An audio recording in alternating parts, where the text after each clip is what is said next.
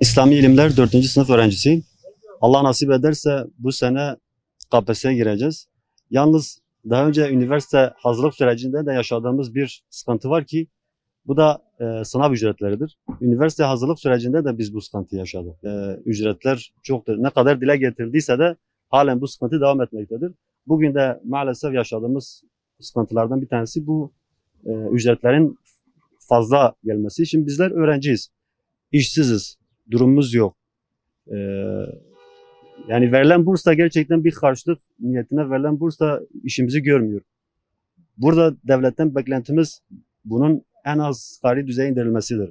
Bazı belediyelerin yapmış olduğu şekilde maddi durumu olmayan gençlerin, öğrencilerin bundan faydalanmasıdır. Bunlara yardım elinin uzatılmasıdır. Ve buradan devletten beklentimiz gençlere gerçekten değer verdiğini göstermesini istiyoruz. Bugün evet her ne kadar bir yardım eli uzatılmaya çalışıyorsa da bunun bütün belediyelerce, bütün valiliklerce, bütün gençlere yönelik olmasını buradan devletimizden istiyoruz. Sınava giren milyonlarca öğrenci var. Ve bu milyonlarca öğrenci bir miktar para ödemekte ve bu miktar da gerçekten öğrenciler için yüksek bir miktar. Yani geçen sene için söyleyeyim, geçen sene 4 oturuma katılan bir öğrenci 320 lira falan bir para ödüyordu. Yani bu gerçekten öğrenciye ağır geliyor. Çünkü benim bu noktada çalışan arkadaşlarım da vardı. Bir ay önceden bunun hesabını yapıyorlardı mesela. Ne yapacağız, nasıl alacağız? Hatta çevremde çevresinde borç alan oldu. Bu noktada bir zorluk çekiyorlar sınav ücreti noktasında. Yani öğrenci sadece sınav parasını ödüyor değil de öğrenci yıl boyunca zaten sınava bir hazırlık dönemi yaşıyor. Bu dönemde kitap alıyor. Bir miktar orada masrafı çıkıyor. Onun dışında dershaneye gidiyor, denemelere katılıyor, deneme alıyor. Ve böyle birike büyük meblağlar oluyor aslında. Yani devletin de bu konuda öğrencilere yardım etmesi lazım. Yani 300 lira, 400 lira yüksek miktarlarda bir para. Biz arkadaşlarla zaten dediğim gibi bir ay öncesinden bunu konuşmaya başlıyoruz. Hatta bazen 2 ay öncesinden konuşanlar oluyor.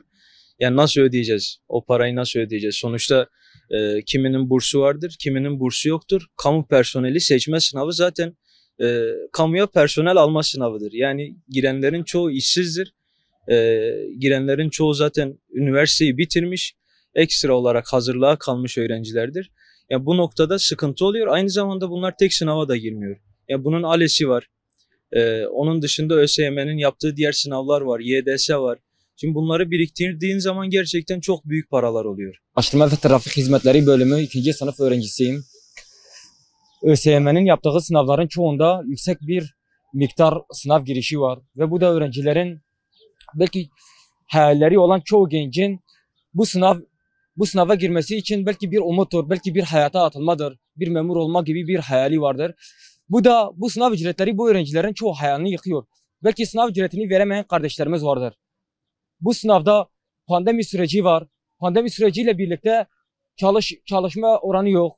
Ekonomi şu anda hiç kimsenin cebinde bir kuruş parası dahi olmayan kardeşlerimiz var. Peki bunlar sınav ücretlerini nasıl ödeyecekler? Temenin buna hemen el atması lazım. Ücretleri en asgari seviyeye indirmesi lazım. Çünkü ücretler çok yüksek.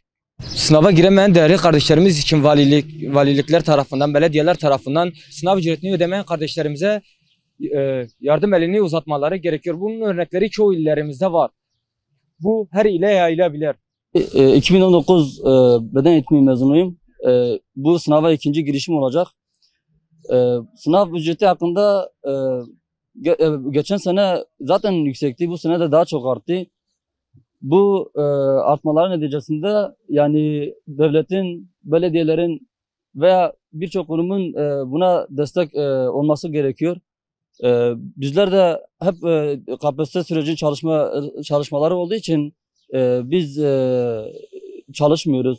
Yani bir gelirimiz olmuyor ve bundan dolayı belediyelerin, devletin ya da birçok kurumun bu konuya el atması gerektiğini düşünüyorum.